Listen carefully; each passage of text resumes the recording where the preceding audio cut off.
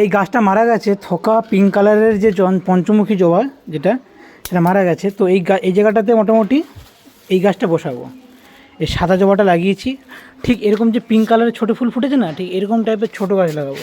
ছোটো জবা যেটা হয় সাদা জবা, সেটা লাগাবো এটা আজকের এখানটায়। কী করবো তার আগে গাছটাকে আমরা প্রথমে উপড়ে নেবো। গাছটাকে উপড়ে নিলাম, আর এই যে মাটিগুলো আছে না, এই মাটিগুলোকে এখানে ঢেলে দেবো।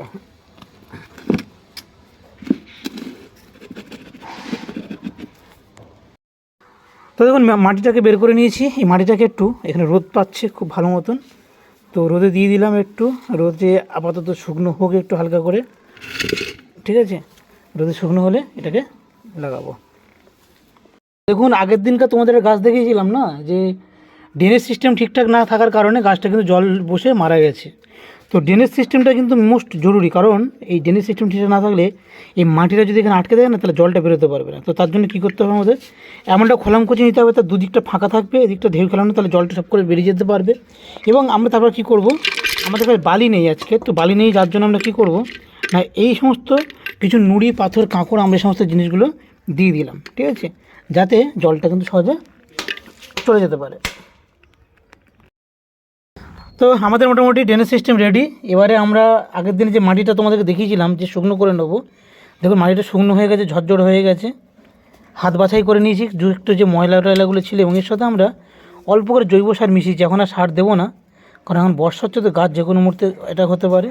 তো গাছটা আপাতত বসাই, তারপর আমরা সার দেবো। তো প্রথমে আমরা কী করে নেবো না, মাটিটা ভরে নেবো। আমি চেষ্টা করব এই যে বড় বড় যে ঢিল ঢিল মাটিগুলো আগে দিয়ে দিচ্ছি, দিয়েছিলাম। তোমরা চেষ্টা করবে যখন গাছ রিপোর্টিং করবে এটাকে ভেজাবে না। ভেজালে কী হয়, এই সয়েল এটা না রুট বলটা ভেঙে যেতে পারে।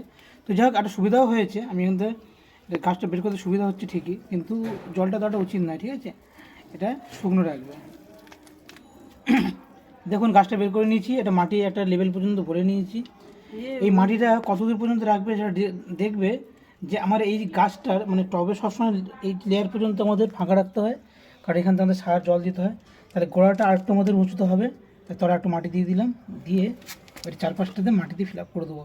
মিডিল পয়েন্ট থেকে গাছটাকে বসাতে হবে, এরকম হরে কৃষ্ণ করে দিতে হবে। তারপরে কিন্তু আমরা কিন্তু সারটা কিন্তু দিলাম না। তোমরা আমার অন্যান্য ভিডিওতে দেখেছো যে আমি সার দিই, কিন্তু এখানে আর সারটা ইউজ করলাম না। সারটা আমি কিছুদিন পরে দেবো, জৈব সার একটা মিক্স জৈব সার করতে দিয়েছি, সেটাই দেবো আর কি। তো মাটি মোটামুটি ফিল আপ করে দিলাম, ঠিক আছে? এবার আমরা অল্প করে একটু জল দিয়ে দেবো। আজকাল আর হিউমিক অ্যাসিড মেশানো জল দিচ্ছি না, মোটামুটি আজকের আমি নর্মাল প্লেন জল সেটা দিয়ে দিচ্ছি। গাছ মোটামুটি আমাদের রেডি। একে আমরা এখন 2-3 দিন মতন সেমি শেডে রাখবো।